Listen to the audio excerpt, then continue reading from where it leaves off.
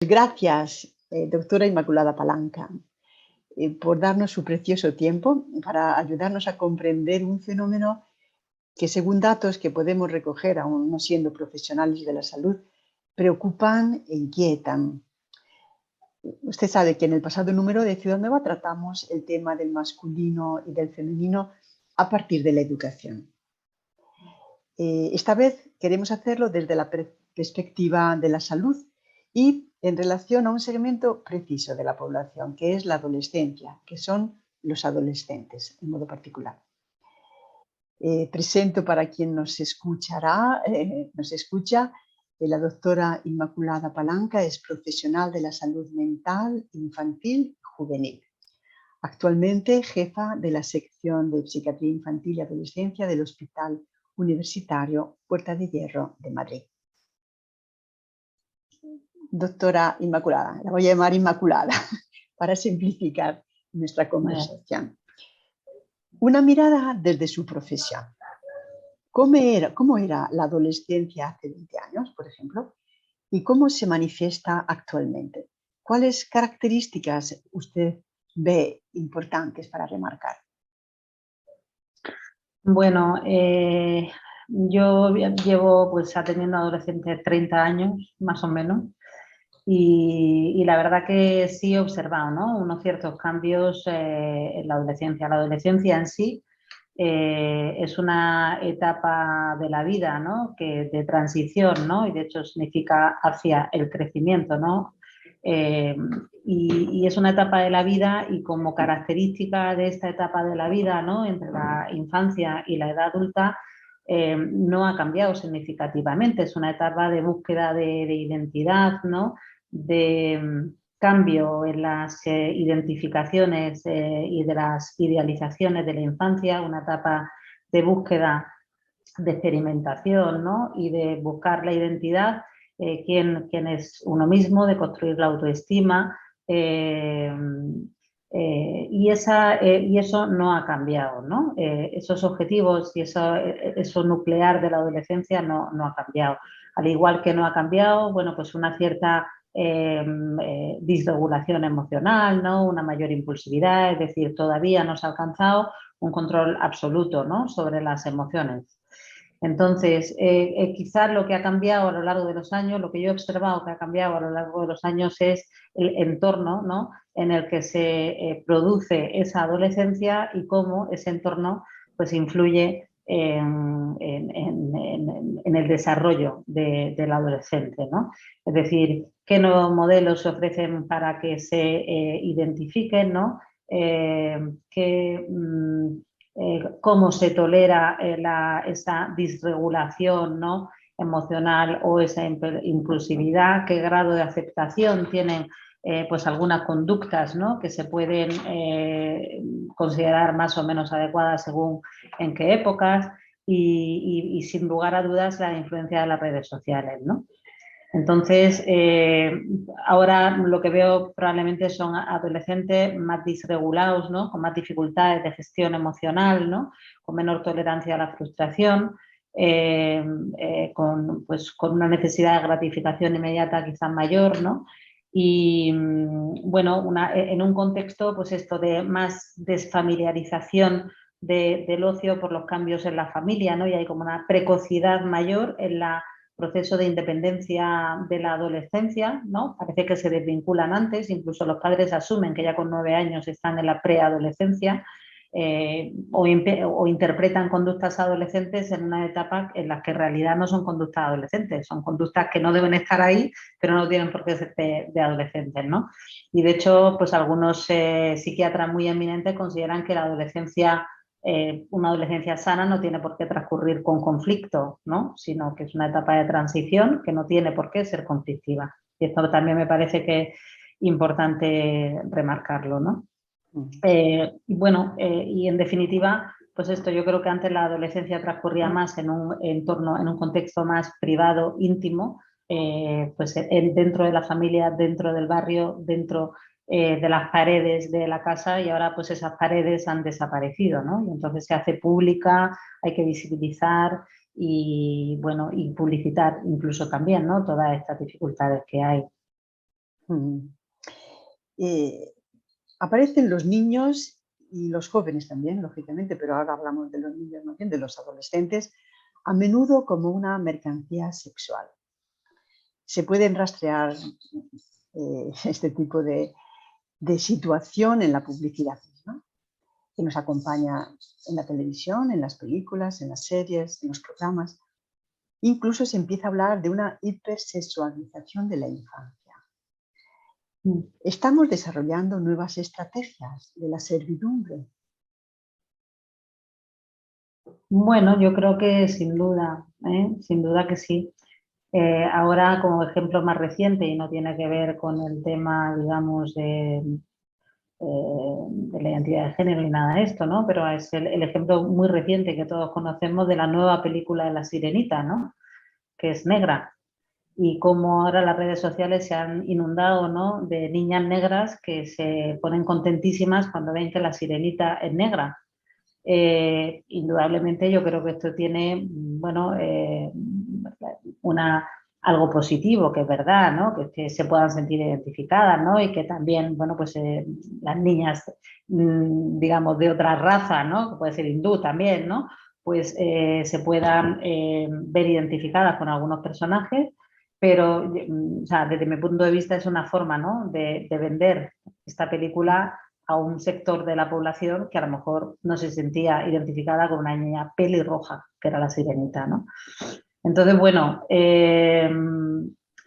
a nivel de todo lo que tiene que ver, ¿no? Con las conductas sexuales, con el sexo y todo esto, pues hay una inundación, ¿no? En todas las series, ¿no? Sobre en series en los horarios de televisión, ¿no? Donde continuamente se introducen, ¿no? Tanto escenas, digamos, de sexo como también de toda la variabilidad de género que hay actualmente, ¿no? Y que desde luego se introduce pues, en todas las series y en las nuevas películas que hay, ¿no? Donde siempre pues, hay alguna pareja, ¿no? Digamos, diferente, ¿no? Y que tiene esta variabilidad, ¿no? De la que del modelo binario, ¿no? que ha habido hasta ahora. Y esto, desde luego, pues ese pues, nuevo modelo de identificación que se ofrecen a los adolescentes, ¿no? Y a los niños, porque esto ocurre desde muy pequeños, ¿no? Luego también el acceso tan temprano a la pornografía infantil, que, bueno, no recuerdo las cifras ahora, pero es alarmante.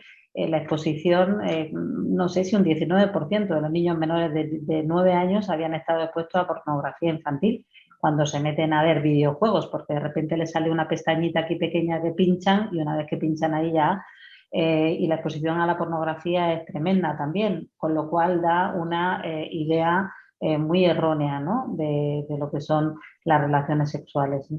Y bueno, este grupo también de los teenagers, ¿no? Que se hizo ya hace unos años, ¿no? Que para mí también constituía no una etapa diferenciada de la adolescencia, sino una etapa diferenciada para vender un determinado tipo de ropa que además pues era muy adultomorfa, ¿no? Muy, y también de alguna forma sexualizante, ¿no? Porque desde muy temprana edad.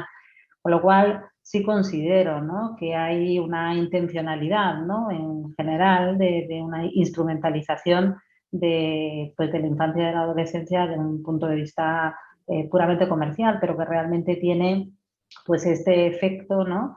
De ofrecer, ¿no? Pues nuevos modelos de identificación, igual que los bloggers, ¿no? O los youtubers, ¿no? Son modelos de identificación, ¿no? Y antes los niños querían ser futbolistas y ahora quieren ser youtubers.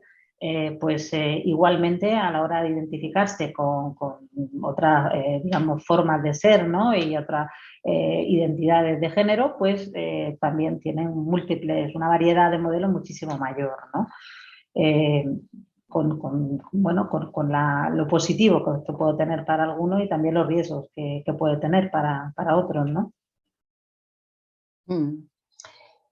Para acercarnos al corazón del tema que queremos tratar con usted, a ver, transexualidad, transgénero, no conformidad de género, transnormativo, son palabras que que estamos escuchando cada vez con mayor frecuencia y que tenemos que entender.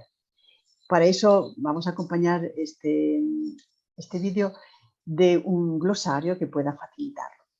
Yo a usted le pregunto en modo especial, ¿cómo se manifiestan estas realidades en los adolescentes? ¿Usted cómo las recoge? ¿Cómo las acompaña en su experiencia profesional? A ver, yo como he dicho, llevo pues más de 30 años, ¿no? Atendiendo a niños y adolescentes.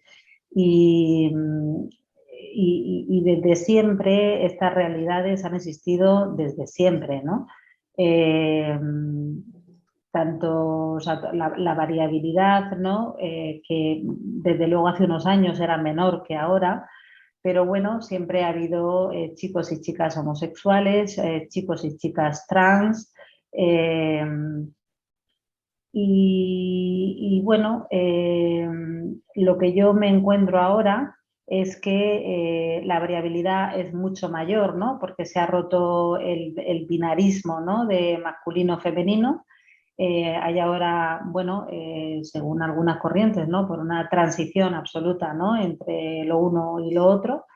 Y dentro de eso, pues una enorme variabilidad, ¿no? Dentro de la identidad de género. Y bueno, lo que yo he observado, lo que estoy observando últimamente, además de esa mayor variabilidad, ¿no? Que alguna chica, ¿no? Que yo conozco, ¿no? Pues me hablaba que había 23 formas diferentes, ¿no?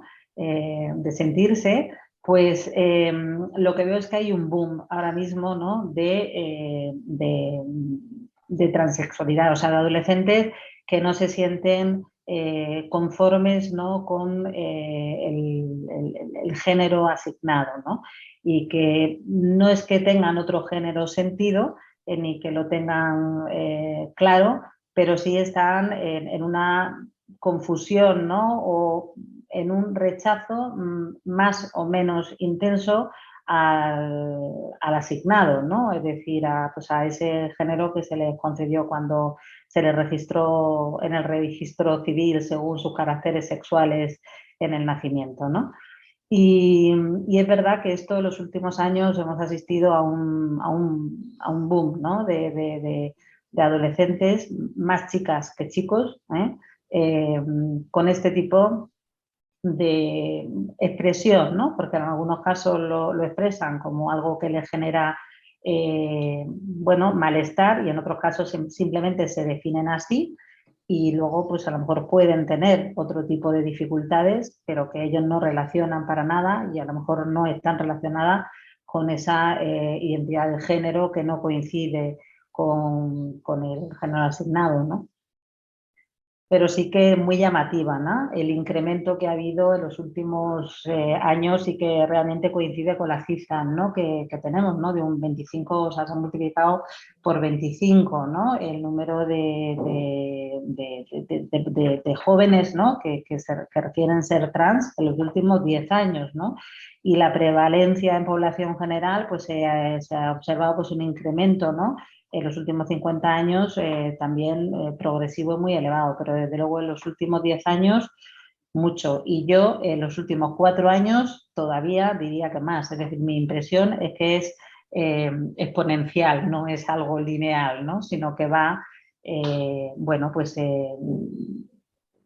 y además, insisto, ya no es hacia solamente la identidad trans, ¿no? Sino también, bueno, el no binarismo, ¿no? O sea, el no binarismo, pues por eso hablaba antes de la gran variabilidad, ¿no? Porque lo que yo me encontraba hace unos años es que los chicos venían pues, a tratarse por homosexualidad, ¿no?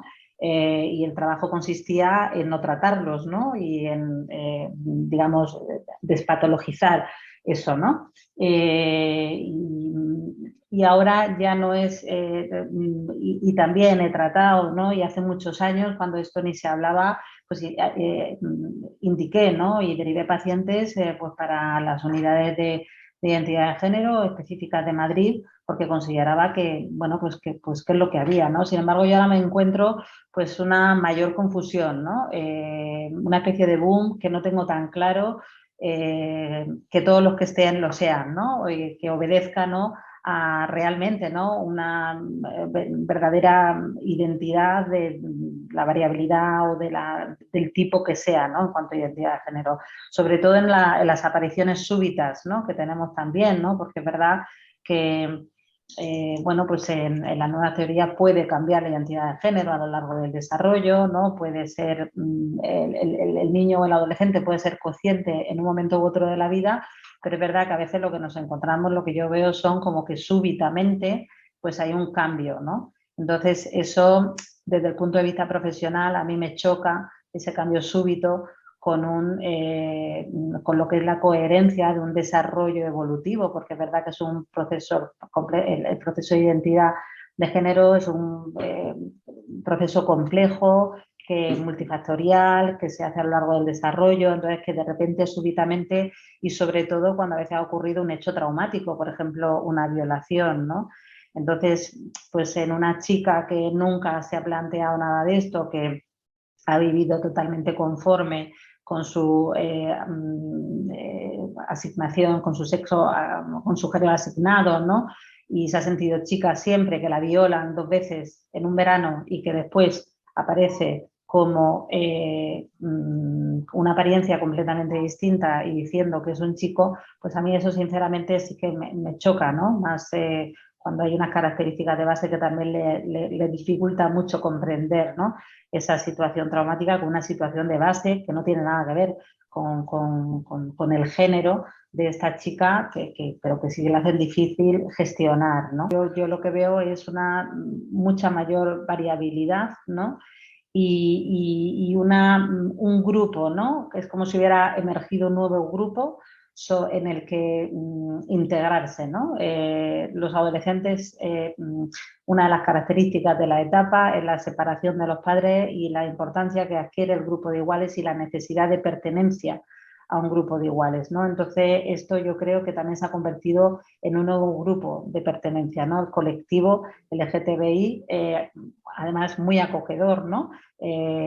Con todas las personas que se sienten ahí y que, como digo, no tengo ningún tipo de reparo, ¿no?, en considerar y en aceptar, porque pues lo lícito que es eso, pero sí que es verdad que yo creo que algunos adolescentes que todavía no están en un periodo muy maduro, ¿no?, pues acceden ahí, bueno, de una forma que no me parece que siempre sea válida, ¿no?, porque por eso me parece que en algunos casos pues hace falta ser prudente, ¿no?, a la hora de cuando expresan, ¿no?, pues esas disconformidades, ¿no?, con su género. Ha sido para mí me ha acercado mucho el problema cuando usted ha hecho esta referencia a esta chica violada doblemente durante un verano, etcétera. ¿Podría ahondar un poco más, comunicarnos un poco más su experiencia profesional directamente porque es lo que nosotros no tenemos? Nosotros comunicadores escuchamos, vemos, leemos, pero no tenemos relación, o raramente. Yo le pediría si puede ahondar un poco más en esta relación suya con los adolescentes que se le presentan.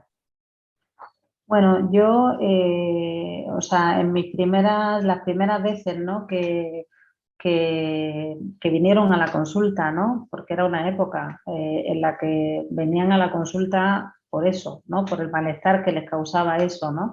Eso me refiero a las personas que vi trans, ¿eh?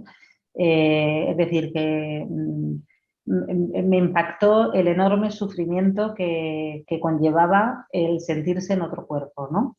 Y porque en este caso, pues estas personas sí que es verdad que no se sentían a gusto en su cuerpo, que bueno, ahora pues también está la variabilidad de sentirse en un género diferente del asignado, pero sin una incomodidad con los caracteres sexuales del sexo que se tienen, con lo cual no sienten tanto ese rechazo a su cuerpo, aunque su identidad de género pertenezca digamos, al otro o esté, como decían, no binario, ¿no? No se sientan ni en lo masculino ni en lo femenino, pero no hay ese rechazo al cuerpo. Pero yo mi experiencia inicial, desde luego, fue con personas claramente trans, con un enorme sufrimiento de tolerar un cuerpo que no era el suyo y que consideraban que no era el suyo, y además la confusión digamos el malestar que les producía que las demás personas las consideraran como homosexuales, ¿no? Por ejemplo, recuerdo una chica que traté, ¿no? Que se sentía chico, ¿no? Y que derivé, ¿no? Para hacer una transición, porque esta chica tenía un enorme sufrimiento con sus caracteres sexuales femeninos, ¿no? Y esta chica iba pues, a ambientes, ¿no? Donde había otras chicas y ella, bueno, pues tenía una orientación sexual hacia las chicas, ¿no? Y le molestaba muchísimo que consideraran que fuera lesbiana, ¿eh? Porque decía, yo no soy lesbiana, es que yo soy un hombre que me gustan las mujeres, pero yo no soy lesbiana. Y me fastidia mucho que sea lesbiana, que me llamen, o sea, que me consideren lesbiana, porque yo soy un hombre. Y esto, las personas que he visto así, pues ya digo que tienen un sufrimiento tremendo, ¿no?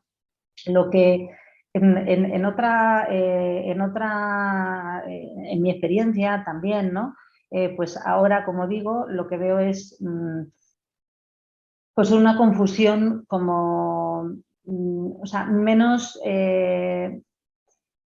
concreción, digamos, diría, menos concreción en el tema de la identidad de género, ¿no? Porque quizás nos encontramos con más que ya no te dicen tan claramente yo no soy un chico, soy una chica, yo no soy una chica, soy un chico, me moleste más o menos mi cuerpo, sino estoy, bueno, pues en lo no binario, o ahora soy un chico, después soy una chica, es decir, en un contexto de mucha confusión.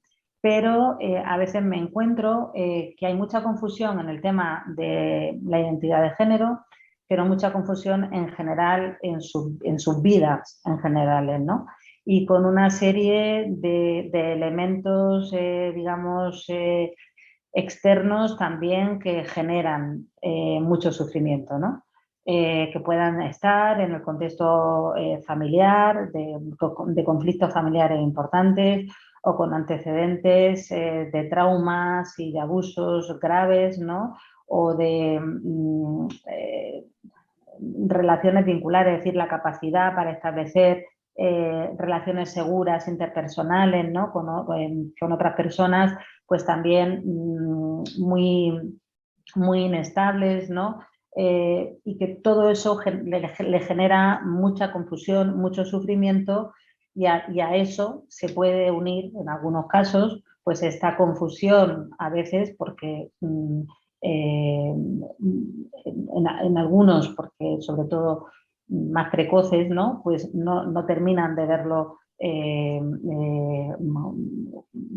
claro, ¿no? Concretado, incluso a pesar de la apertura que pueda tener su familia a la aceptación de esto, porque es verdad que al sufrimiento que tienen ellos se puede añadir, pues por ejemplo, toda la parte evidentemente social, ¿no? Del estigma, del rechazo que se puede producir, ¿no? Que por ejemplo con los homosexuales pues esto ya afortunadamente está superado, pero es verdad que con otras variabilidades actuales y con los transexuales, transgénero, no lo tenemos todavía tan asimilado, ¿no? Y entonces es verdad que todo esto puede producir, y de hecho pues hay un 75%, ¿no? De personas trans que han sufrido acoso escolar importante, y un 15% de ellos, un 15% incluso les ha llevado a abandonar los estudios. Es decir, ahí hay una realidad, es decir, que genera un sufrimiento. Quiero decir, el entorno social, la aceptación social, el apoyo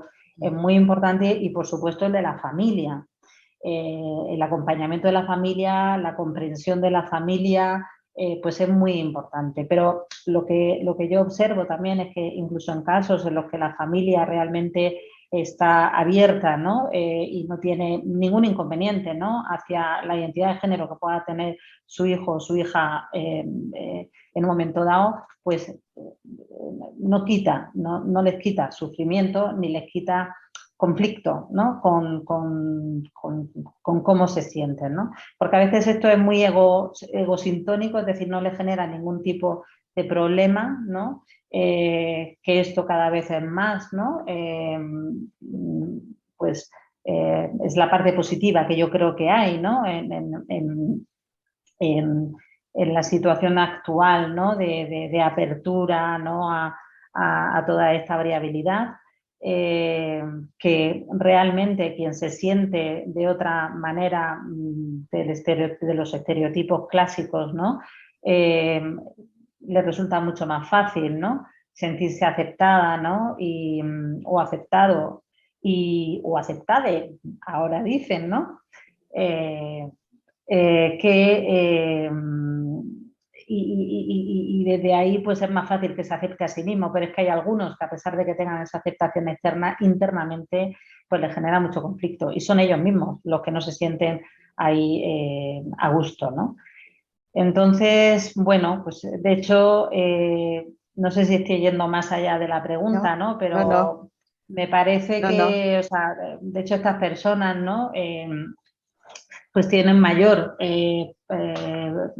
prevalencia, ¿no? de trastornos emocionales, ¿no? Y de ansiedad que la población general, ¿no?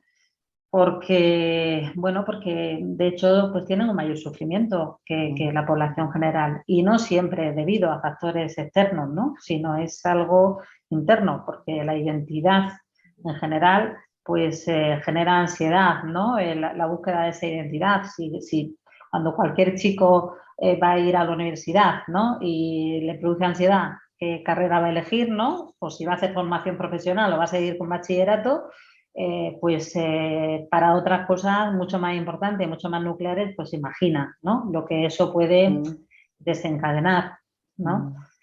Entonces, bueno, pues yo creo que ahí esa es la parte, ¿no? que facilita ahora, ¿no? Que sea más egosintónico, ¿no? Y que no produzca malestar, la aceptación social que hay ahora, pero también, bueno, pues yo creo que el riesgo, ¿no? De que identificándote ya con ese grupo se acaban todos tus problemas porque ya sabes lo que eres, ya te ha dado a la luz, ¿no? Sobre cuál era el origen de todos tus malestares y es que resulta que es que eras trans o que eras no binario o que eras bisexual, ¿no? Y todas las variedades que hay, ¿no? Ya eso le da respuesta a todas tus preocupaciones y a todos tus males, ¿no? Y bueno, eso creo que también es pues una forma muy falsa, ¿no? De cerrar la puerta, ¿no? De todas las dificultades que vienen teniendo, ¿no? Adolescentes que se autolesionan, que se miden con prácticas de riesgo suicida. Incluso niños se dice que no tienen una zona del propio cuerpo sin autolesiones. Todo esto tiene que ver con lo que nos está contando. ¿Se trata de una búsqueda espasmódica de la felicidad, de búsqueda de emociones o es simple exploración de mente?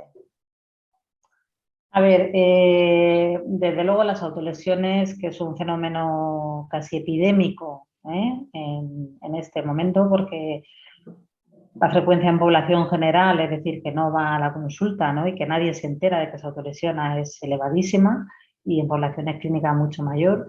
Pero eso nunca se hace buscando la felicidad. Es decir, esto es una mala gestión de las emociones. Es decir, hay una malestar emocional que se trata de aliviar de esta forma porque no hay herramientas para expresarlo de otra manera, ¿no?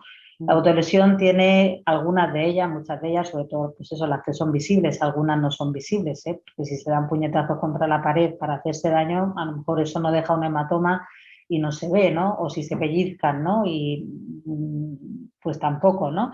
Pero en general las autolesiones más conocidas, ¿no? Que son por laceración, los cortes y todo esto, ¿no? Las quemaduras, pues tienen esa función de visibilidad, ¿no? Y de sacar hacia afuera, pues ese malestar emocional y a veces, ¿no? Es una forma también, ¿no? De visibilizar lo que no pueden expresar de otra manera y, bueno, pues darle esa concreción, ¿no? Con esas dificultades también en el acceso al pensamiento abstracto, ¿no? Que tiene que ver en la adolescencia, pues concretar con un corte lo mal que se siente, ¿no? Además de que signifique pues esa mala gestión, ¿no? De no haber podido hacerlo, expresar de otra manera lo mal que se siente en ese momento. Y es verdad pues que cuando hay en las personas trans, pues no ya las autolesiones, sino los intentos de suicidio son mucho más frecuentes que en población general. La ideación autolítica y los intentos de suicidios se multiplican por 3 en este grupo de edad, ¿no? Incluso las personas que han cometido o sea, un 48% de las personas trans pues han hecho un intento de suicidio, ¿no? Eso es uno de las, digamos, de los motivos, ¿no? Por los cuales ingresan en las unidades de hospitalización de adolescentes, ¿no? Habitualmente ingresan por intentos de suicidio, ¿no? Y bueno, es siempre, ¿no? El resultado de un sufrimiento intolerable, ¿no? Que, como digo, puede estar a veces asociado a estas, bueno, a los problemas que se puedan derivar de su identidad de género, ¿no? Cuando existe ese conflicto, porque a veces es verdad que lo vemos, ¿no? Que tienen una determinada identidad no aceptada en la familia, esto genera un conflicto importante, etcétera. Pero otras veces tiene que ver con otras cosas, porque tienen su identidad clara, no les genera ningún conflicto y resulta que es que, bueno, pues no tienen, como todos los demás adolescentes, además de esa identidad de género, tienen otras muchas cosas, ¿no? Y entonces pueden tener grupo no de iguales, pueden tener conflicto no con los iguales, pueden tener una mayor o mejor o peor relación con la familia, ¿no? Y todo eso también pueden ser causas y motivos, ¿no? Para que en un momento determinado y de desesperación pues quieran autolesionarse o hacer un intento autolítico, ¿no?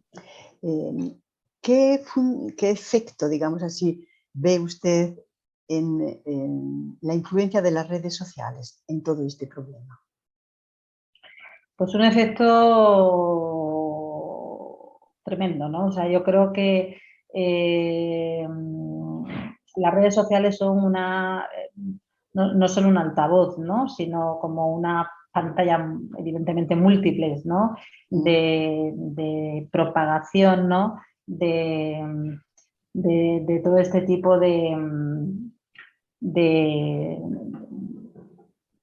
por un lado, de normalización adecuada, ¿no? De la diversidad de género y por otro lado, lo que significa en cuanto a la construcción de la identidad de los adolescentes, ¿no? Porque realmente las redes sociales permiten construirse una identidad a la carta, a la medida, visibilizar, ¿no? Y diseñarte, ¿no? Pues un perfil que nada tiene que ver con la identidad real, ¿no? Y que en muchísimas ocasiones es una identidad totalmente compensatoria de tu propia realidad. Nadie sale mal en las redes sociales, ¿no? Nadie expresa, nadie sale con una mala cara, ¿no? Y cuando esto es así, se hace como una forma de visibilización, de exteriorización, de incluso dramatización también, ¿no? De ese malestar, ¿no? O de una determinada condición del tipo que sea, que busca también movilizar, ¿no? a los que visualizan, ¿no? Y a los seguidores de una determinada manera, ¿no? Y bueno, pues había una canción incluso, ¿no? Que ahora mismo no me acuerdo cómo era, pero vamos, algo así como que si la vida no es guay, si tu vida no es guay es porque tu autoestima se mide en likes, ¿no? Y realmente, bueno, pues lo que se cuelga en las redes, ¿no? Es buscando pues el que te den el like, el número de seguidores, que por supuesto siempre tiene que ser superior al número de los que tú sigues, ¿no? Porque todo va perfectamente contabilizado, ¿no? Y bueno, pues y dentro de este mundo virtual, ¿no? En el que se establecen relaciones virtuales que confunden con las relaciones verdaderas, ¿no? Y reales, pues también están todos los riesgos que se pueden asumir desde ahí, ¿no? De entrar en contacto con grupos de riesgo, tanto a nivel de, bueno, de las diferentes formas de abusos y de acoso por redes, pero también de identificación con determinados grupos de riesgo, que más antiguos que sabemos que existían pues todas las páginas pues, de anorexia y bulimia, por ejemplo, ¿no? Páginas de suicidio, de cómo suicidarse, de cuál es el método más efectivo, ¿no? Y de hecho nos encontramos con que los adolescentes ahora tienen muchísima más información y, digamos, saben suicidarse mejor, desgraciadamente. Los intentos autolíticos que estamos viendo son mucho más graves porque tienen más información para saber cómo se es eficaz en esto, ¿no? Y a nivel de sentirse, como digo, parte integrante de un grupo, pues también todos los adolescentes con variabilidad de género pues encuentran ahí también un lugar, ¿no? Donde sentirse parte de un colectivo con el que comparten, ¿no? Unas características y a lo mejor otras no. Pero bueno, yo creo que las redes sociales han cambiado totalmente, o sea, tienen una influencia enorme, ¿no? En la forma de construcción de la identidad del adolescente. Primero por eso, ¿no? Porque te puedes construir una identidad alternativa, también por la visibilización que se da y también por la comunicación en cuanto a la inmediatez, la disponibilidad absoluta, el concepto de lealtad, ¿no? Que les hace tener que estar permanentemente conectados, porque si no contestas inmediatamente al mensaje que te han escrito es que se va a sentir fatal, hay que contestar instantáneamente y sea la hora del día que sea, porque eso es lealtad, ¿no? Y bueno, pues forma parte, ¿no? Del modo actual, ¿no? De la sociedad un poco en la búsqueda de la inmediatez, de la gratificación inmediata, ¿no? Del no saber reflexionar por poner, ¿no? Hacer una reflexión sino tener que estar actuando, ¿no? Y yo creo que esto también, además de la ruptura total de la privacidad, ¿no? Porque hay que tener cuidado, ¿no? Con los adolescentes cuando están con la cámara en la casa, ¿no? Los padres este verano, ¿no? Pues decían, no, que hemos estado de viaje y fulanito, pues el novio, la novia, la hija, pues está también con nosotros virtualmente, ¿no? Porque íbamos con la cámara así, ¿no? Y donde estaban, ¿no? Pues estaba el adolescente, la cámara y ahí viendo pues lo que tal, ¿no? Familias e instituciones educativas, responsabilidades, obligaciones, deudas con sus miembros adolescentes. ¿Cuáles son, según su parecer, los nudos en las relaciones intergeneracionales, en estas generaciones? ¿Podemos llegar todavía a construir relaciones de confianza? Bueno, a ver, yo creo que la familia ha cambiado enormemente, ¿no? En los últimos años, ¿no? Y esto, una de las cosas que ha cambiado, evidentemente, son las barreras generacionales, ¿no? Y la forma de relación entre varias generaciones. Para empezar, ha desaparecido una generación, que son los abuelos, ¿no? La familia antigua, porque ya casi se puede decir así, pues los abuelos tenían un papel muy importante en la transmisión de la información, en la transmisión de los valores y en la crianza de los nietos y también en el alivio de los padres y en el apoyo a los padres en la crianza de los nietos, ¿no? Y eran figuras alternativas con las que los nietos podían identificarse, incluso podían entrar en conflicto y había más figuras adultas, ¿no? Como de referencia dentro de la familia. Entonces todo esto ha desaparecido en gran parte de las familias en la sociedad actual, ¿no? Y esta desaparición de los abuelos yo creo que ha sobrecargado mucho más a los padres dentro de la crianza, ¿no? En mi experiencia clínica. Y ha restado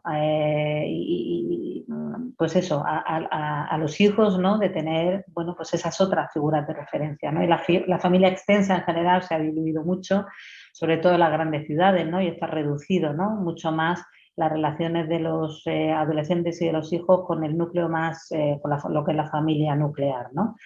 Y familia nuclear, que además es una familia reconstituida en muchos casos, ¿no?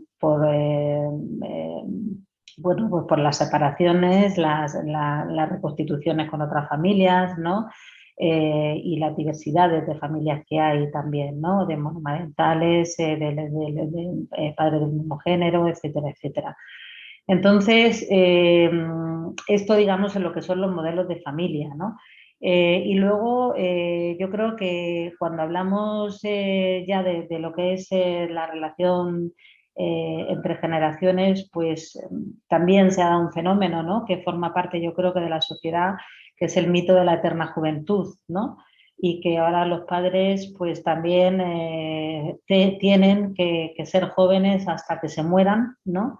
Las personas nos tenemos que mantener en perfecto estado de salud y de juventud a todos los niveles, pues hasta que ya prácticamente nos entierren, ¿no? Porque está muy mal tolerada la vejez, el envejecimiento, ¿no? Tanto externo como interno, ¿no? Y entonces, pues uno debe mantener, ¿no? Una serie de juventud eterna. Y no hay cosa piropo mayor que se le pueda decir a una mamá que parece la hermana de su hija, ¿no? Y bueno, esto, digamos, es algo ilustrativo, ¿no? De una pérdida, ¿no? En algunas familias, yo tampoco quiero generalizar, de esa barrera generacional, ¿no? Donde los padres se convierten en colegas de los hijos, ¿no? Y donde se convierten en iguales, ¿no? Donde se pasa de un modelo, digamos, democrático de parentalidad, ¿no? Donde los padres son cariñosos, cercanos, ¿no? Y hay pero hay una firmeza, ¿no? En los límites, ¿no? Y una autoridad aceptada, ¿no?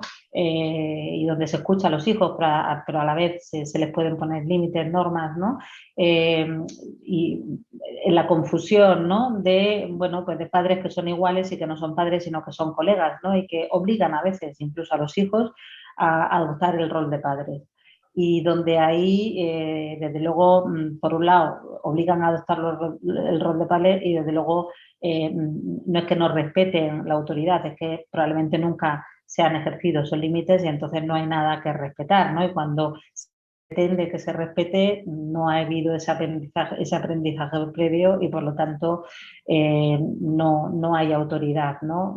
Y cuando digo autoridad, hablo de una autoridad sensible, cariñosa, firme y respetuosa, no pues el otro extremo autoritario de comunicación unidireccional sin escuchar y sin respetar al hijo, ¿no? Y basado estrictamente, pues eso, en la norma, el castigo y la autoridad, ¿no? Pero realmente sí que vemos, ¿no? Que ese modelo que quizás en otra época era el imperante, ¿no? Pues en muchos casos, ¿no? Se ha traspasado, ¿no? Pues a este otro modelo permisivo en el que realmente está muy borrada la barrera generacional, lo cual también genera mucha ansiedad a los adolescentes, ¿no? Porque realmente no tienen, digamos, algo ahí, ¿no? Ni siquiera con lo que ponerse, porque son transparentes, ¿no? Los padres son transparentes, da igual lo que digan, lo que hagan, no. Eso al final genera inseguridad, ¿no? Y conflicto, seguro que genera conflicto en un momento u otro del desarrollo. Entonces, bueno, y esto yo creo que forma parte, pues lo que digo, ¿no? De este mito social, ¿no? De la eterna juventud, ¿no? De la dificultad de los padres en asumir el rol de padre, porque es mucho más incómodo, que tiene que ver también con la falta de tiempo compartido en las jornadas laborales, ¿no? En que, bueno, pues en el poco tiempo que comparten, pues no hay ganas de conflicto, ¿no? Y hay, bueno, pues o en el cubrir también las necesidades materiales sin estar pendiente, ¿no? O tener el ánimo suficiente, la fuerza suficiente después del agotamiento con el que se llega a casa de ocuparse de si ese día pues su hijo o su hija están ahí con mala cara y a lo mejor les ha pasado algo, pero pues no estoy hoy yo en condiciones de preguntar, de saber, ¿no? Y entonces, bueno, ¿no? O incluso si están dando claras muestras de malestar, pues no entrar a validar, ¿no? Sino quitar importancia, ¿no? Y decir, venga, va, si eso no tiene importancia, si eso se pasará, son cosas de la edad, ¿no? Entonces, bueno, pues realmente ahí sí que el modelo familiar, ¿no? O sea, por ejemplo, el hacer actividades de ocio compartidas, ¿no? Pues antes los padres, o sea, las familias, ¿no? Pues hacían muchas más cosas juntas. Ahora hay muy pocas familias que hagan actividades juntas los fines de semana, como mucho van a comer a algún sitio, ¿no? Y desde luego los hijos dejan de hacerlo, dejan de querer ir a una edad mucho anterior, muy anterior a antes, ¿no? A lo mejor antes con 16 años decían, no, ya no quiere venir conmigo, pero es que ahora con 12, con 11 tampoco quieren ir, ¿no? Y se quedan en casa. Y al final pues se dejan de compartir espacios, ¿no? Y luego hablamos del uso de las pantallas por parte de los hijos, pero es que hay padres iguales, ¿eh? Hay padres que están todo el día con el móvil, todo el día, bien por ser, algunos por trabajo y otros porque están enganchados al Candy Crush, ¿no? Y entonces están también con el móvil y también están, pues, no solamente los hijos, sino los padres también, pues, con el WhatsApp o, en fin, en esto, ¿no? Entonces, bueno, pues al final es verdad que se desdibuja, ¿no? Y esto yo creo que genera una confusión a lo largo del crecimiento, ¿no? Que Fernando Savater dice que los padres, o sea, los hijos necesitan, pues, un muro contra el que crecer, ¿no? O sea, como si los padres fueran un muro, ¿no? Y sobre el que la hiedra, ¿no? de los hijos pudiera ir apoyándose para crecer, ¿no? O sea, algo firme, ¿no? Sobre lo cual oponerse, pero que sirva de apoyo, ¿no? Y sobre eso se construye el sufrimiento, el crecimiento, ¿no? Y a mí esa analogía que una vez le escuché a Fernando Savater, ¿no? Me gustó muchísimo, ¿no? Porque considero que es así, ¿no? Es como un límite, ¿no? Que les sirve, ¿no? Como de estructura, ¿no? Para ir creciendo, ¿no? Y eso, pues, yo creo que en algunos casos se ha perdido mucho. Entonces, en este contexto social, educativo, no hemos hablado de la educación, pero la suponemos educativo familiar, ¿cómo acompañar a los adolescentes en este camino difícil hacia la madurez vital, hacia la felicidad, que es lo que desearíamos para todo género, toda persona sobre esta tierra, hacia la felicidad en cualquier situación se encuentre? Pues a ver, le pediría algunas claves, si nos sugiere ya. algunas claves para este acompañamiento. Bueno, cuando hablas de acompañamiento, yo te diría que una clave es acompañar, ¿eh? Yo diría acompañar, escuchar y no juzgar, Para mí eso yo creo que son tres claves fundamentales. Y validar. Validar significa aceptar las cosas que ellos sienten. Es decir, escuchar, hacer una escucha abierta de lo que cuentan sin estar, sin juzgar lo que te dicen, sin inmediatamente darle la contrarréplica, sin inmediatamente dar el consejo, sin quitar importancia y sin minimizar lo que están contando, pues eso, ¿no? Con comentarios de, bueno, ya se te pasará, es cosa de la edad, no te preocupes, eso es porque tú ahora tienes esta edad y eso en realidad no es un problema. Si tú cuando seas mayor te darás cuenta que esto no es un problema. Pero hay que tener en cuenta, o sea, hay que saber que la realidad que tienen es la que tienen y que ellos perciben que la percepción de los problemas pues es distinta a su edad que cuando se es adulto, ¿no? Y sobre todo que para cada persona el problema puede ser uno u otro y tener también la conciencia de que nunca sabemos exactamente todo lo que le pasa, ¿no? Al adolescente. Es decir, nosotros podemos conocer una parte, una dificultad que pueda tener, pero no sabemos, no tenemos la seguridad de que sabemos todo lo que le ocurre. Es decir, podemos saber que, bueno, pues por ejemplo, no sé, ¿no? Pues está fatal porque ha ido mal a nivel del rendimiento académico y que está yendo fatal a nivel académico y está generando muchísimos conflictos. Pero no sabemos, ¿no? Si es que a lo mejor también está en una situación de conflicto con iguales, ¿no? Porque está, ya no digo que una situación de acoso escolar, sino sencillamente que se está quedando sin grupo, que su grupo está cambiando y que se está disolviendo porque muchas veces pues, los grupos cambian en esta edad y se está sintiendo mucho más solo o incluso está en una situación de aislamiento social, ¿no? De falta de apoyo por grupo de iguales, ¿no? Entonces, yo creo que hay que escuchar, hay que observar, hay que preguntar abiertamente y mantener ese diálogo y esa escucha abierta, ¿no? Aunque preguntes, ¿no? Y no te digan nada o den un portazo porque no quieren que les preguntes, pero demuestra un interés, demuestra un interés, ¿no? Y decir, bueno, vale, no me cuentes nada, pero que sepas que estoy aquí, que cuando me quieras contar algo, pues aquí estoy, ¿vale? O si no quieres, me lo escribes, ¿vale? Si no me lo quieres contar, me lo escribes, ¿no? Es decir, yo creo que mantenerse ahí, ¿no? Pues en ese sencillamente estar, ¿no? Y estar cuando ellos quieran, Esther, porque existe también una cierta disponibilidad, ¿no? A veces pues no es a las 6 de la tarde cuando vienen del instituto y les preguntas qué tal le ha ido, cuando te van a contar, a lo mejor es por la noche, cuando se van a acostar, ¿no? En un ratito que están más blanditos y así es cuando a ellos les apetece pues estar una hora contando pues lo que les ha ocurrido por la mañana. Entonces, creo que es importante, ¿no?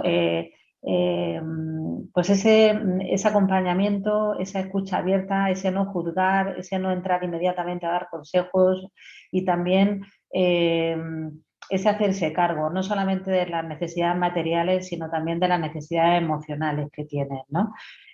Porque hay familias que cubren todo lo material fenomenal, pero familias que son muy negligentes a nivel emocional, ¿eh? Y que no tienen en cuenta, ¿no? Esas necesidades emocionales que tienen y se quedan, ¿no? Y entran ahí en resonancia, ¿no? Con el rechazo que está expresando aparentemente el adolescente a lo mejor hacia ellos y ellos pues lo hacen igual, ¿no?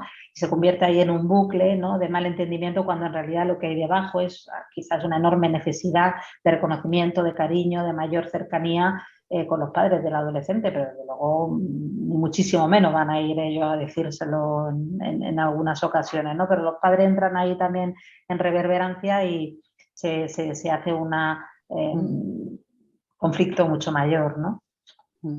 No sé si he contestado. Creo que sí, los padres lo dirán. Cuando escuchen este vídeo, yo me he sentido respondida. Yo le agradezco muchísimo, doctora Inmaculada, su competencia, haber puesto a disposición de Ciudad Nueva y de sus lectores, de los que nos siguen a través de las redes, estos conocimientos experienciales científicos profundos. Creo que será una conversación útil, enormemente útil, y ya se lo contaremos. Muchas gracias. Muy bien, muchas gracias, Victoria, por invitarme. Gracias. Gracias a usted.